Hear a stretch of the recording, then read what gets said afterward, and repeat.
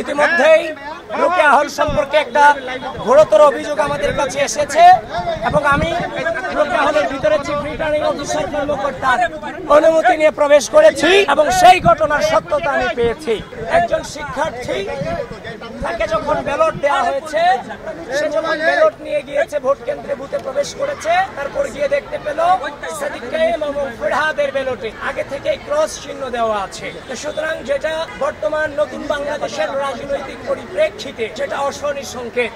আমি দ্রুত ভোট কেন্দ্রে প্রবেশ করেছি, ম্যাডামদের সাথে কথা বলেছি, তারাও বলেছে এটা কিভাবে হয়েছে তারা জানেন না। তো সবকিছু মিলিয়ে ঘটনার সত্যতা আছে।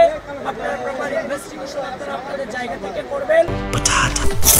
বাছাই করা আলু আর স্পাইসি সিজনিং এ প্রাণ পোটাটা চিপস নাকি বিস্কিট খেয়ে বুঝে নাও। এবং অনাবাসিক শিক্ষার্থীদেরকে আহ্বান করছি, প্রিয় ঢাকা বিশ্ববিদ্যালয়ের শিক্ষার্থীবৃন্দ, বাংলাদেশের স্বাধীনতা, বাংলাদেশের সার্বভৌমত্ব, এই বিশ্ববিদ্যালয়ের শিক্ষার্থীদের মানবাধিকার এবং এই বিশ্ববিদ্যালয়ের শিক্ষার্থীদের মত প্রকাশের স্বাধীনতাকে যেন কেউ মত প্রকাশের স্বাধীনতাকে অক্ষুণ্ণ রাখতে আপনাদের স্বতঃস্ফূর্ত উপস্থিতি একান্তই কাম্য। প্রিয় অনাবাসিক শিক্ষার্থীবৃন্দ, যে অবস্থায় আছেন, আপনারা ঢাকা বিশ্ববিদ্যালয়ের কেন্দ্রগুলিতে চলে আসেন, ভোটাধিকার প্রয়োগ করেন। এদেশের মানবাধিকার, বাক স্বাধীনতা এবং বাংলাদেশের স্বাধীনতা সার্বভৌমত্বের চেতনাকে অক্ষুণ্ণ রাখবার জন্য আপনাদের ভোটাধিকার প্রয়োগ একান্তই গুরুত্বপূর্ণ।